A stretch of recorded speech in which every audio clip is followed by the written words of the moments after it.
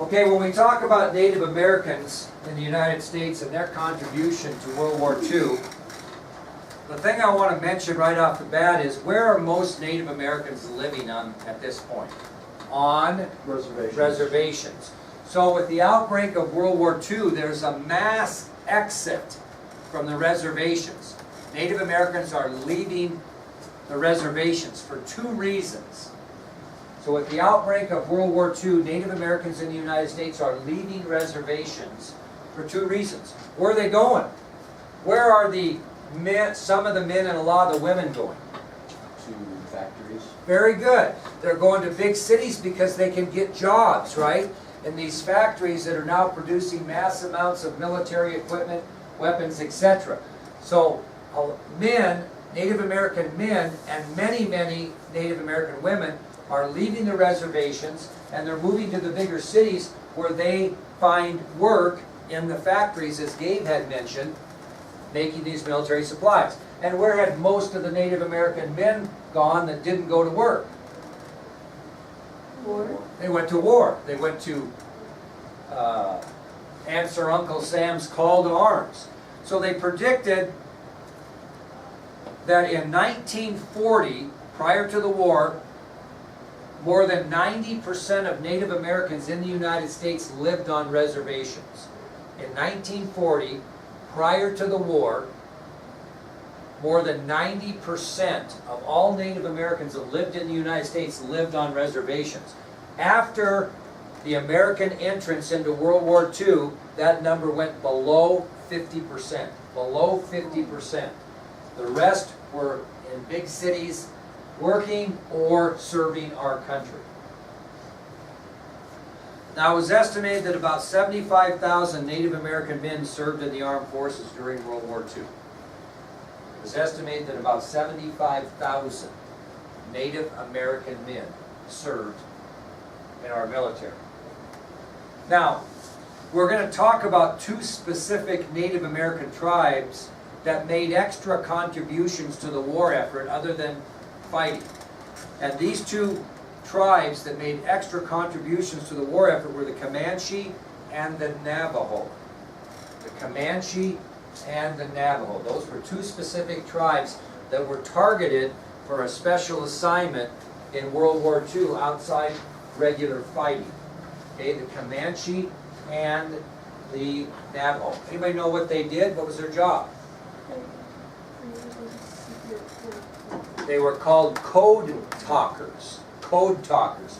And what happened is these particular people, the code that was used to pass on secret messages both in Europe and the Pacific was done in Native American language, because both the Japanese and the Germans could not get a hold on translating Native American language. So they brought in these Native Americans from the Comanche and Navajo tribes, and they transmitted radio messages in their native languages, which could not be broken, was not broken throughout the entire World War, which was very, very beneficial to the United States military. Now, it's kind of interesting because Comanche code talkers served in Europe. Comanche code talkers served in Europe. Navajo code talkers served in the Pacific. Why would they separate them so specifically? They couldn't understand each other. They have different languages, right? So you're not going to put two different languages in Europe and two different languages in the Pacific. So Comanche code talkers served in Europe. Navajo code talkers served in the Pacific. If you get bored and really want to watch a movie that really would tell you what this is all about, watch Wind Talkers.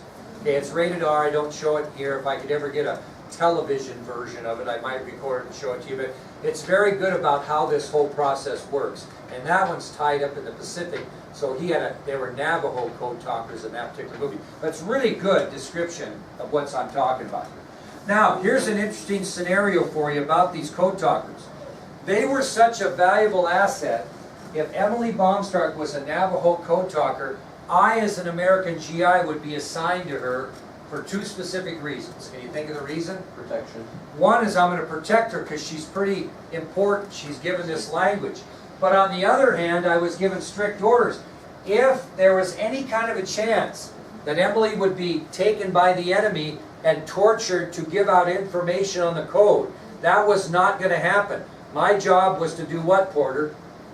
Exterminate her. So that didn't happen. So native code talkers were a very valuable asset to both the Allies and could have been a big asset to the Axis powers if they were captured, because they would provide valuable information against the Allies. So the code talkers were partnered up with another soldier for protection and or extermination if there was any chance the code talker would be captured by the enemy. And again, if you watch that movie, Wind Talkers, that I talked about, it shows a great example of that. Okay? So, code talkers were partnered up with another soldier for protection and or extermination if there was any chance the code talker would be captured by the enemy.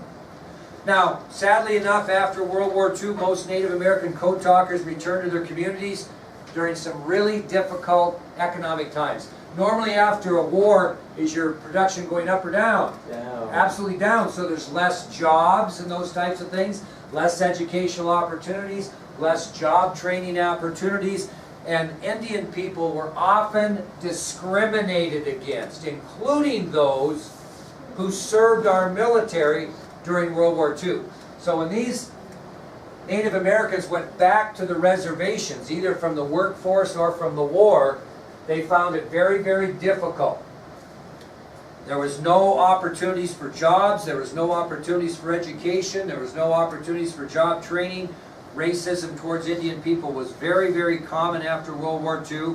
And even though these men had put their lives on the line serving their country, Indian veterans often could not eat or drink in some establishments, similar to the African American racism that went on in the 50s and 60s.